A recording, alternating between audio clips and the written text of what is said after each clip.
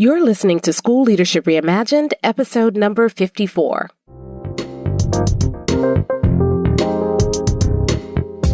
Welcome to the School Leadership Reimagined podcast, where we rethink what's possible to transform your school. If you're tired of settling for small wins and incremental improvement, then stay tuned to discover powerful and practical strategies for getting every teacher in your school moving towards excellence. Now, here's your host, Robin Jackson.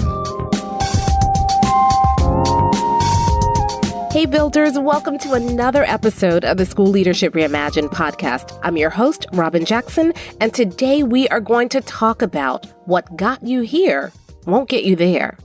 I want to tell you a story about a principal I worked with a few years ago, and he was a brand new principal, and he had been an amazing assistant principal. He was the kind of principal who was there early and stayed late. He was getting into classrooms. He dealt with discipline himself, and he knew his kids. He was in the lunchroom. He worked on the master schedule. He was the master scheduler for the building. He went to teachers' team meetings. He handled the custodial staff, and he was just a really hard worker.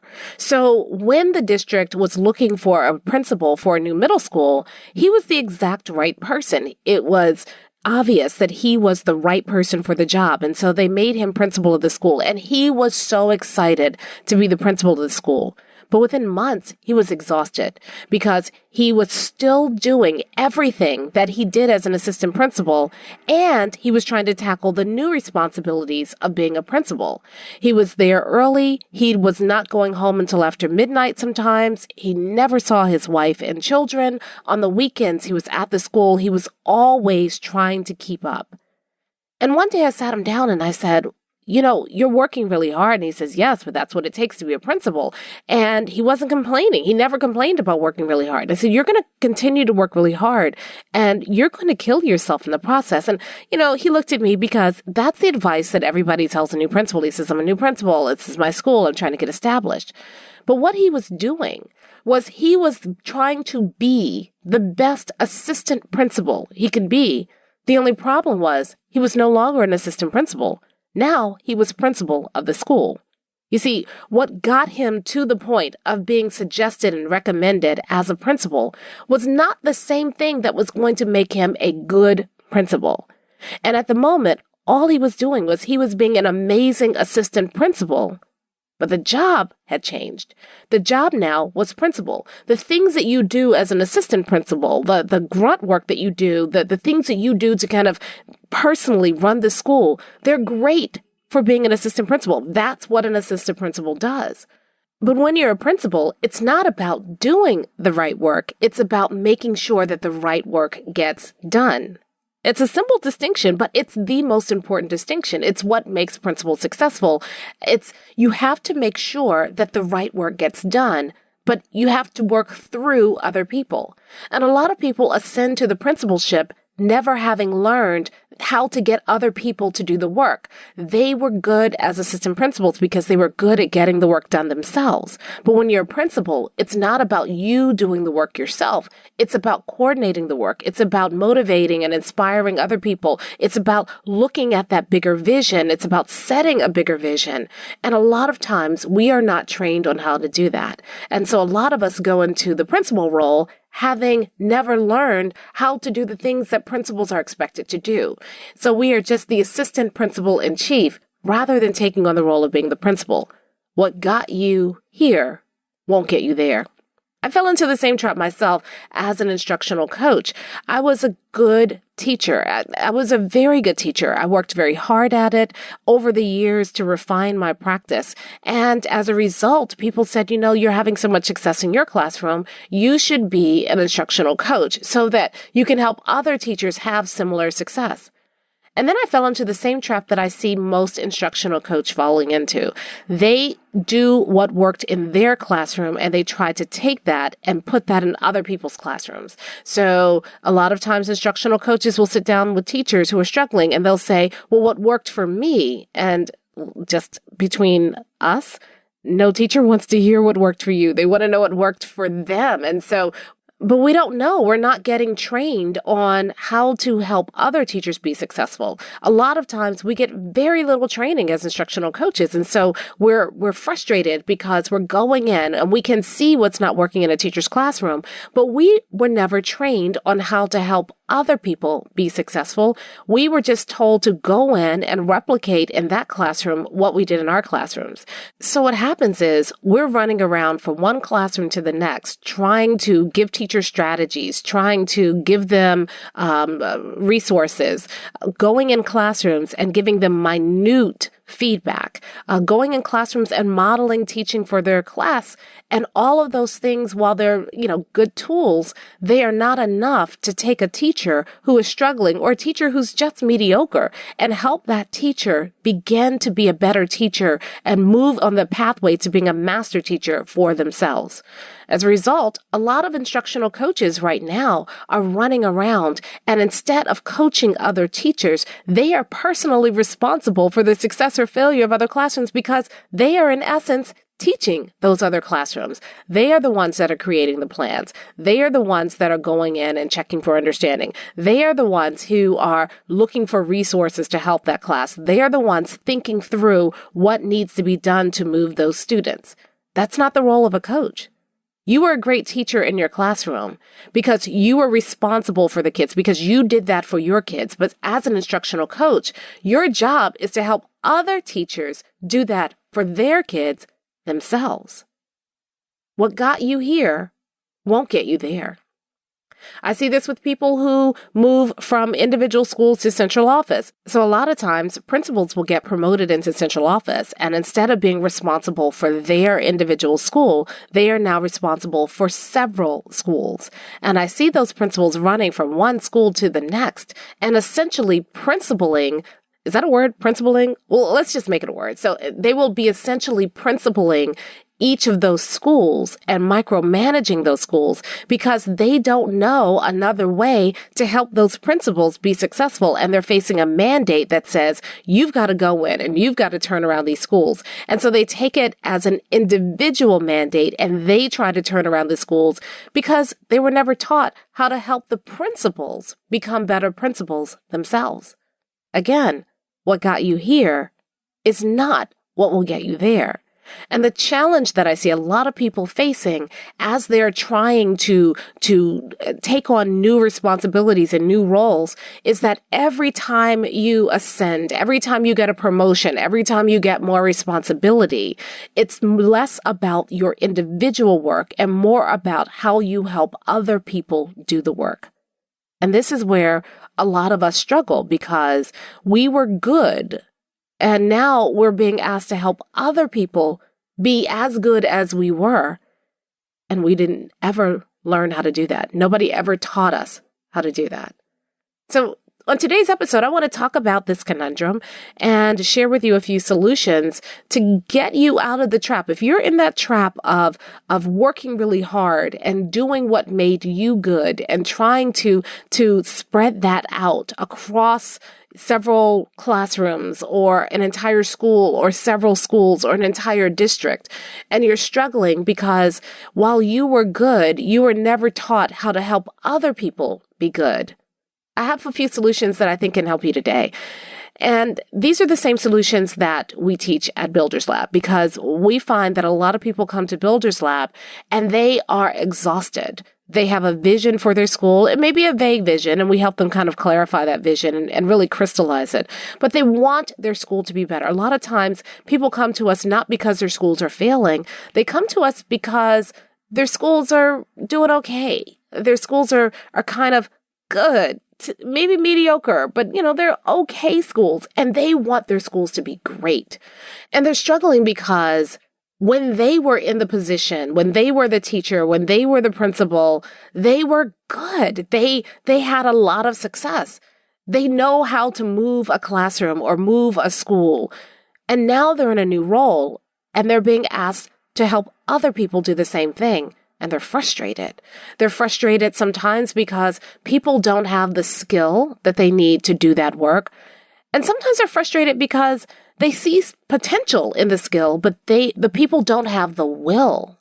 They're just not motivated. They're satisfied with the status quo. They're just okay with where they are. Or people are cranky and they don't want to work any harder than they're working. Or there's a toxic culture pervading that is keeping people from doing the right work the right way and for the right reasons. So people come to Builders Lab because they're frustrated, because they don't know what else to do, because they have this either external or internal mandate to move a school forward, and they feel stuck.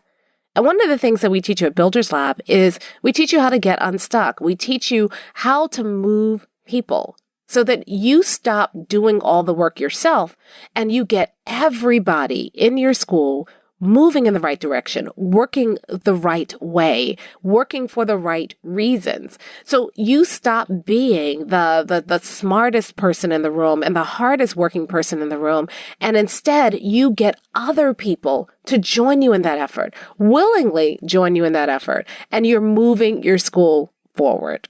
So I'd like to invite you to join us at an upcoming Builders Lab. In fact, our next Builders Lab is happening January 21 through 23, 2020, and it's happening right here in Washington, D.C. Well, not in Washington, D.C., right on the edge of Washington, D.C., in Arlington, Virginia. And so you'd fly into Washington, D.C. on that Monday, and then we'll get started in Builders Lab on Tuesday, Wednesday, and Thursday. And during that time, you and I are going to spend time really helping you figure out how to get to the next level. That's kind of what we teach you at Builders Lab. So wherever you are, if you have a school that's struggling or you have a culture that's really toxic and kind of undermining the work that you're doing, we're going to help you figure out how to overcome that so that you can stabilize your school and you can get your school moving forward. Maybe your school is already stabilized. Maybe you are a good school. And a lot of people come to Builders Lab and they say, my school is pretty good. I have a lot of teachers who are hardworking and who want to do the right thing. We just can't figure out how to move forward. And it feels like they're spinning their wheels. Well, they come to Builders Lab and they get clarity about the right thing. What is the next best thing we should be doing? And they get a process that helps not only generate momentum, but keep that momentum going long after they leave. A lot of people tell us, we say, that when you come to Builders Lab, you'll get more done in the next 90 days than you've gotten done all year long. That's we're realizing that's kind of not really it. It's not that you just get more done, like you're just knocking out work. It's really that you get more accomplished. And there's a big difference. So you're already working hard. It's not that you're not getting stuff done. You're probably already getting a lot of stuff done. But how much are you getting accomplished? How much success are you seeing? Major success, not, little teeny tiny incremental improvements, because nobody has time for that anymore. You want to see big success. You want to see your biggest barrier removed. And that's what we show you at Builders Lab. We show you how to knock out the biggest thing that's holding you back from whatever it is you're trying to achieve so that in 90 days, you already have a success story. You already are looking back and saying, I cannot believe it. That thing has been bothering us for years. And it's just gone. Sometimes schools come and they have been struggling for years to kind of move the needle. They're kind of stuck at a certain student achievement level and they can't move the needle. And they come to us in 90 days. And not only do they move the needle, but instead of getting like 5 or 10% gains every year, and a lot of schools will be satisfied with that. But the people who come to Builders Lab, they don't want 5 or 10% gains. What they want are 20 and 30% gains. And they're seeing that happen in 90 days. They're seeing that happen this school year. Other people come and they have a teacher that they haven't been able to move and they learn something at Builders Lab and they send an email to that teacher during Builders Lab. And then I remember one lady, she did that. She had a teacher who had been giving her grief. She learned something at Builders Lab. We helped her compose a letter to that teacher, an email to that teacher. And then in the middle of the third day, I hear this like, whoop, coming from the back of the room. And I'm like, what's going on? And she goes, oh, I'm so sorry. I just opened my email and I got an email back from the teacher. And this teacher, I was expecting resistance. She always resists. But this time, because of that email that I wrote, she's like, I would be happy for you to come into my classroom. I am excited about what you're going to show me. And it was just like a night and day difference in that teacher.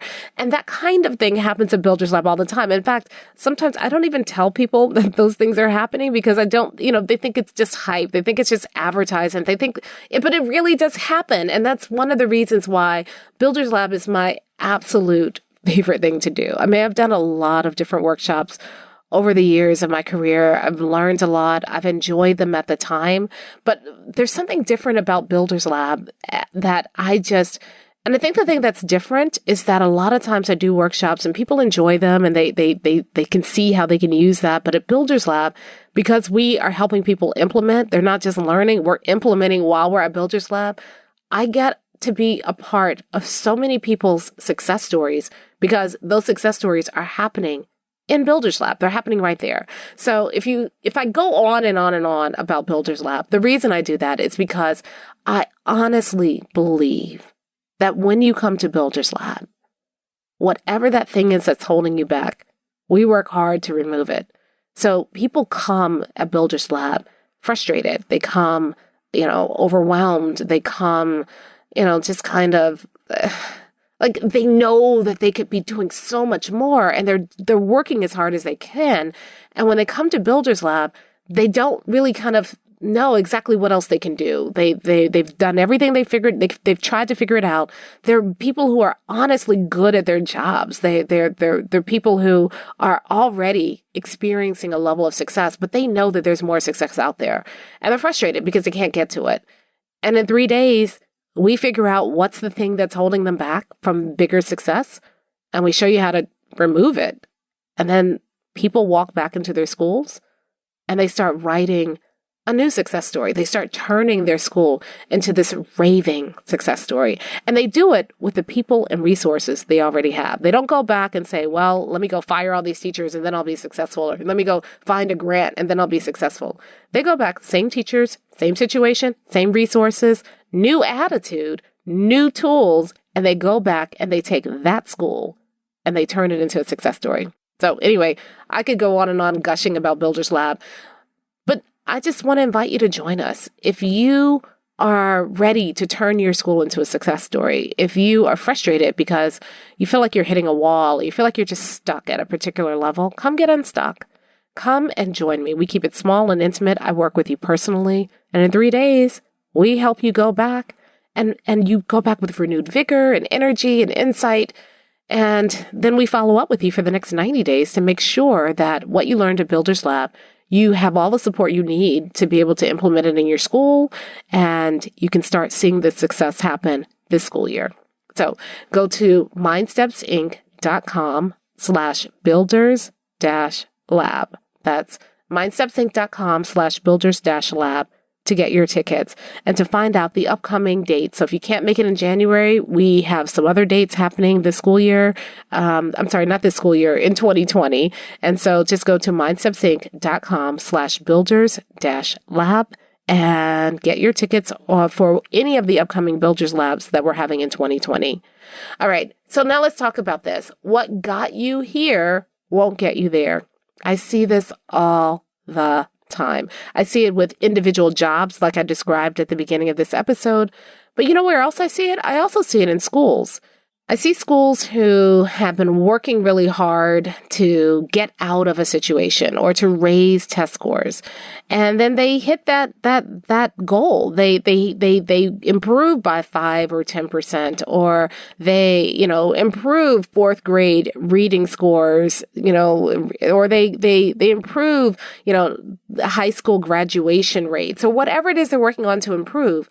And so they keep doing that same work, but then they get a new problem and they try to add on the new work to the old work. And so a lot of teachers I talk to these days are just overwhelmed, and they feel like, this is what the teachers are telling me. Teachers are telling me that it often feels like my administrators are just throwing spaghetti against the wall. They don't really know what's going to work, but they are just throwing everything they've got at the problem and hoping that something works.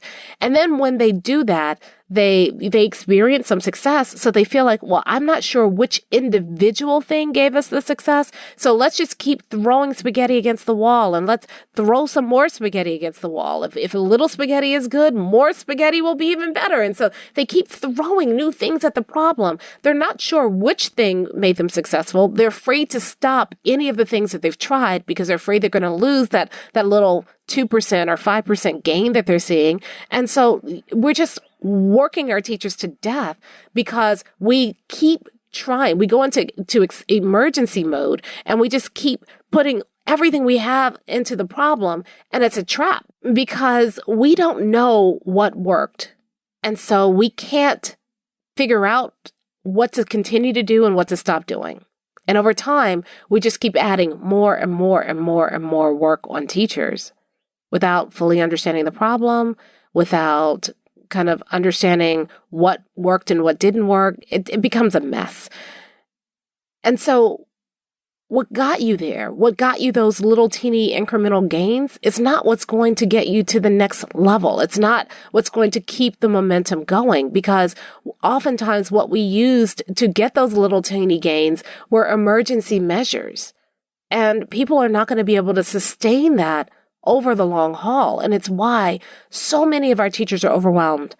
You know, I wrote a book a few years ago called Never Work Harder Than Your Students. And a lot of people see that title and they think that, oh, let's have Robin come in and help our teachers who are overwhelmed stop being overwhelmed. And when I talk to those people and I say, well, what are you willing to let teachers stop doing? And they say, oh, no, we can't stop doing it because those are the things that got us to this point. So we have to keep doing all of this extra work. But I just want you to make them feel better about all the extra work they're doing. Well, I don't take those gigs because the whole point of Never Work Harder Than Your Students is first you have to figure out what is the root cause for why things are not working. And then you fix the root cause forever so that things get easier. The idea around Never Work Harder Than Your Students is that you want things to get easier, not harder. You want to make sure that you are doing the right work the right way so that you can get the most results from your students. It's not about how do I make you feel better about how hard you're working. You see, if you really take this idea of what got you here won't get you there seriously, what it means is that when you get to a new position or when your school gets to a new level, you need to understand that every time you get to a new level, there's a new devil. And you can't continue to fight the old devil while you're trying to fight the new devil. You're pulled in too many different directions. What you have to do is you have to make sure that every time you get to a new level, you don't fight the old devil. You defeat the devil so that that devil is no longer a problem. So you can face the new devil waiting for you at the new level. I think that's a podcast record for how many times I could say rhyming words in a short period of time, but I hope you got the point. You see, what we do is we are still trying to fight the old problems from our old position in our new position. And so we are unprepared for the new problems that are waiting for us in our new position because we never, once and for all, solve the old problems in our old position. So let's go back to the examples that I gave you at the beginning of this episode. Let's start with the new principal who was a great AP. He's bringing his AP skill set into a role that doesn't require it.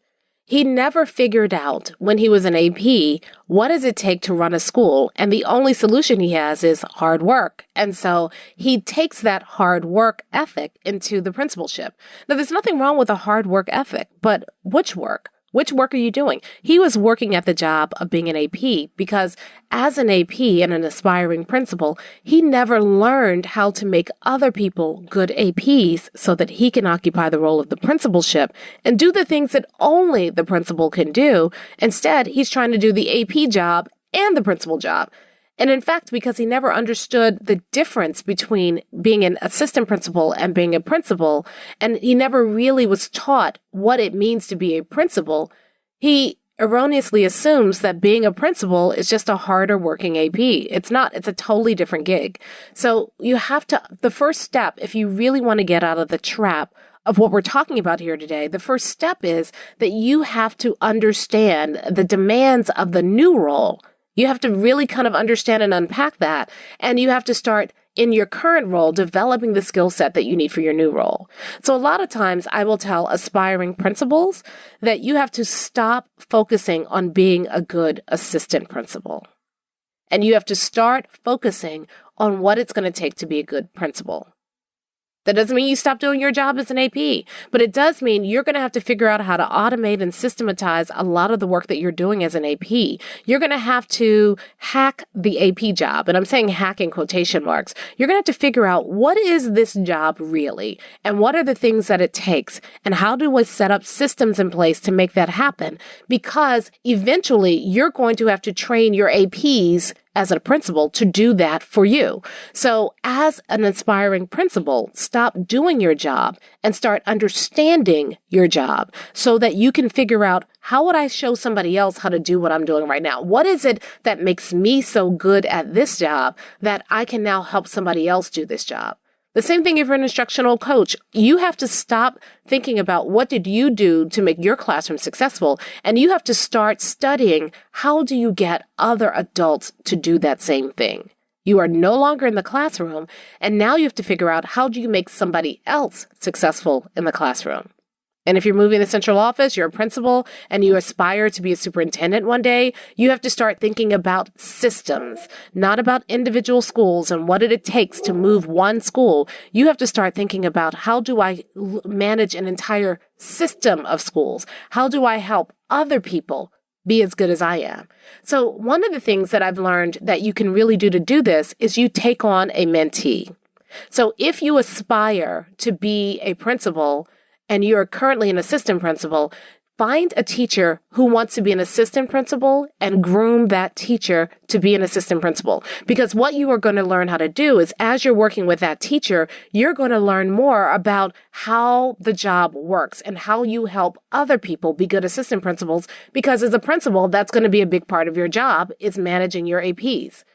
If you are a teacher and you aspire to be an instructional coach, rather than going to other teachers and showing them what you did in your classroom and trying to help them learn how to be a mini you, sharing your lesson plans, sharing your strategies, instead, practice going into other teachers' classrooms and showing them how to be a better them.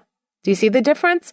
A lot of times we fall into a trap, and it's a frustrating trap because there's only one you. So if you think that being an instructional coach is going around and making other people mini yous, you're going to be frustrated all the time. If you go around and you figure out, how do I take teachers and make them the best version of themselves, you're going to be an amazing instructional coach. Teachers will welcome you into their classrooms. So start doing that now so that when you get to that job, you are ready for that job and you can take on that job and not be so frustrated. And if you're a principal and you aspire to a central office position or a superintendency one day, what you want to think about is, find a struggling principal, find another principal in your district and mentor that principal. Find somebody else who's struggling in their school and try to figure out how to help them be successful at your job. I mean, that's a big distinction. At every new level, when you go to a new level, you have to figure out, how do I help people at the level below me be successful?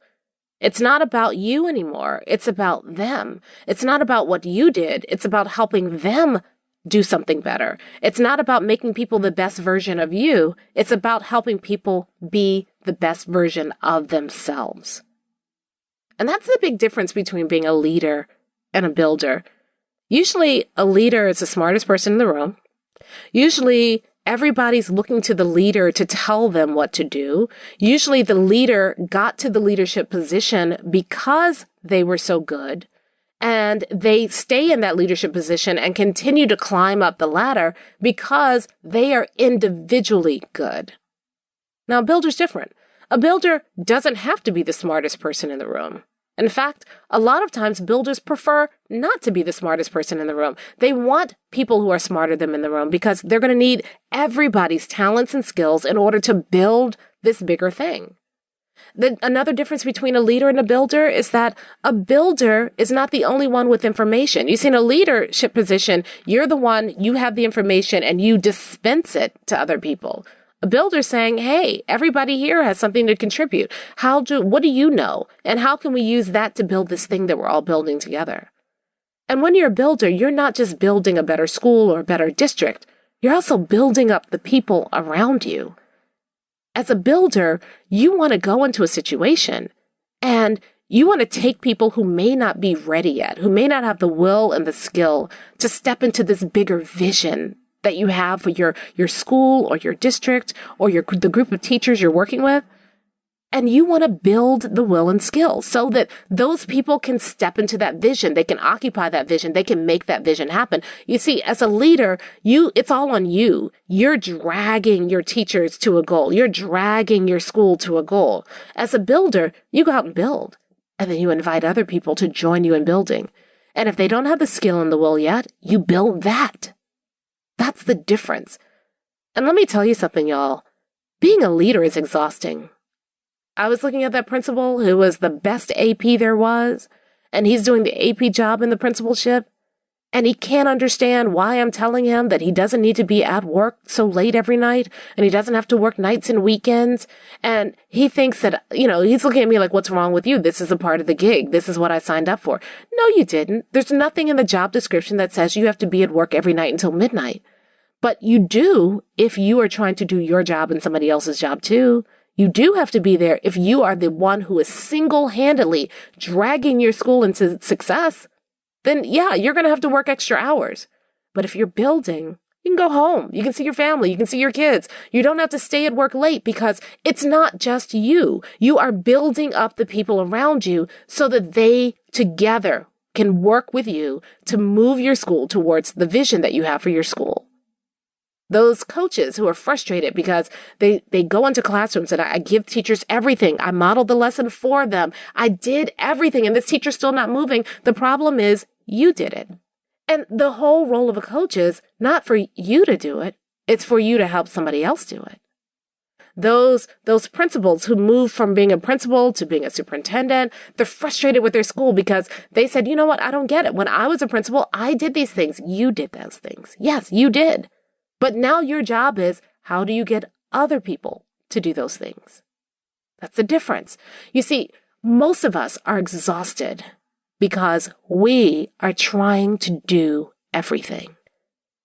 And while being good in a particular position is what got us here to where we are right now, it's not going to get us to the next level. I also see this when people are trying to move their schools. They have something that they've always done, and it got us to this point. And they try to keep doing it. They think they can't let it go because this is the thing that's gotten us to this point. This is the thing that's made us successful so far. But again, what got you here won't get you there. I mean, just the other day, I was talking with a school. I was in a school, working with a school, and they were so overwhelmed. And yet I was asking them, okay, so why are you doing this? Well, that's the reason we have this. Well, okay, why are you doing that? Well, that's the reason we have this. And here's the thing that most people don't realize about schools. Most schools are doing exactly what they were designed to do. You're not going to take a school to a new level with the same thing that got you to the level that you are. You're at the level you are right now because of the things you've been doing in the past. The reason that you're stuck and you can't get beyond that level is because the thing that got you there is not going to get you to the next level. So the things that have gotten us to the point where we are right now have given us the best school that those things were going to ever give us. And if we want to get to the next level, we need something new. New level, new devil. So what got you here is not going to be the same thing that gets you to the next level. And what we have to do is stop relying on the things that got us here. And I know this is hard because those are almost kind of a security blanket for us. This is the thing that got us to the point. If I let this go, then I'm going to lose ground. No. At some point in the past, you made a decision to do something different. You made a decision that as a teacher, if I'm going to be a really good teacher, then I'm going to have to let some things go and I'm going to have to try some things new. And those things worked for you, which is why they're asking you to be a coach. If you were a teacher or a coach or something like that, and you got promoted to be an assistant principal, the reason you were able to do that is because at some point you decided to go against the status quo and do something that distinguished you enough that people asked you to take on more responsibility. When you became a principal, it wasn't because you were such a great assistant principal. It was because you, at some point, made a decision to refine your practice as an assistant principal to the point where you attracted the notice of other people who said, wow, you are doing something different. You should be a principal. The reason you got to central office is not because you were just kind of doing the status quo as a principal. It was because you at some point decided to do something different, to let some things go so that you could move your school further, and you attracted the attention of a central office or a superintendency, and now you're in that role. So we have to let go of the security blanket. If you want to climb higher, I call this a trapeze moment. I'm mixing metaphors here, so forget the climb higher part. But I call this a trapeze moment, and we talk about this at Builders Lab on day one. If you want to, you know how when you're swinging from a trapeze, you're holding on to kind of one, swinging bar. I don't know what it's called, but the swinging bar thing. And in order to grab onto the next swinging bar thing, you have to let go of your bar in order to grab onto the next bar. And there's a moment when you are letting go of the bar that got you to that point in order to grab onto the bar that will take you to the next point. And a lot of people are terrified to let go. And so what they're doing is they're hanging up there, holding onto their former bar with one hand and grabbing onto the new bar with the other hand. And if you are going to move forward, you are going to have to let go. What got you here won't get you there. So I want to challenge you this week. I want you to take a good look at how you are working right now. If you are a coach, how much of your time is spent trying to turn teachers into mini versions of you versus figuring out what that teacher needs? What is the best version of that teacher and how you're helping that teacher become that? If you're a principal or an assistant principal, how much time are you spending doing your former job versus stepping into the role that you have now? If you are in central office, how much time are you spending trying to individually improve schools versus developing a system where all schools thrive? If you are working in a school and you're trying to move your individual school right now, how much are you uncritically relying on the things that have gotten you to this point? And what do you need to let go of? What do you need to let go of in order to reach for something that will take you even further? In other words, this week I want you to look and see whether or not you are currently in your own trapeze moment. I want you to look and see whether you are holding on to things that have gotten you here. And I want you to ask yourself, do those things still serve you? What got you here? Is that what it's going to take to get you to that next level? Whatever that next level is for you. And if the answer is no, and you're stuck and you don't know what to do about it, if you are in the midst of your own trapeze moment, then you're going to have to let go. And if you're worried about letting go by yourself, or you want help to figure out what you need to let go of, then again, I want to invite you to join us at Builders Lab. On day one of the first things we talk about is a trapeze moment. And everybody has one at Builders Lab, and we try to help you figure out how to navigate your own personal trapeze moment. What do you need to let go of? What is no longer serving you? And what do you need to let go of because it no longer serves you so that you can free up room to do the thing that you really ought to be doing right now that's going to propel your school forward? So again, go to mindstepsync.com/builders-lab and get your tickets to Builders Lab. Also, if we're connected on social, and we should be at some point, LinkedIn, Facebook, Twitter, we need to be connected somewhere. So wherever you are, if you're on LinkedIn, let's connect on LinkedIn. If you're on Facebook, send me a friend request. Make sure I know you're an educator and not something else, so that I know to accept your friend request. And then if we're on Twitter, let's follow each other on Twitter. And if you feel brave enough and you recognize your trapeze moment, I'd love to hear about it. So if we're connected on the socials and you're so inspired this week and you're having a trapeze moment right now, or you had an aha based on this episode, I would love to hear about it. So this week, everybody got your assignment? We're going to figure out what is our trapeze moment. What are we holding on to that's no longer serving us? Because remember, what got us here won't get us there. And so if you're going to move forward, at some point, you need to figure out what is your trapeze moment, and you need to let go. But you're not just letting go randomly. You're letting go of things that no longer serve you. And that's how you move forward, like a builder. Okay, let's talk about next week. Next week, we're going to do something fun. We're going to do a makeover show next week. I've been doing a lot of work with schools lately around vision and mission and core values. And people hear this or they read it or they listen to a podcast episode and they're like, yeah, we need to do vision, mission, and core values. And so they go away and they create a new vision or a new mission and core values, and then they show them to me. And while they may be better than the ones that they had before, they still need a little work. And so I thought it would be really helpful for you, for me to kind of take some of the vision, mission, and core values that I've been hearing lately that don't quite work, that kind of almost work, and make them over live on the show. So next week, we're going to make over your vision, your mission, and your core values. And if you have a set of vision, mission, and core values that you'd like to see being made over, get them to me this week. So if you're listening to this episode in the future, please don't send them to me because the episode will be over. The makeover show will be over. But if you get them to me this week, if you're listening in real time and you send them to me on one of the socials this week, LinkedIn, Twitter, or Facebook, then maybe we'll include it on the show. We'll make over your vision, mission, and core values live on the show. So next week, we're going to try a makeover show and have a little fun with vision, mission, and core values. And I hope you'll join me. I think it's going to be really fun. Thank you for listening to the School Leadership Reimagined podcast. For show notes and free downloads, visit schoolleadershipreimagined.com. School Leadership Reimagined is brought to you by MindSteps, Inc., where we build master teachers.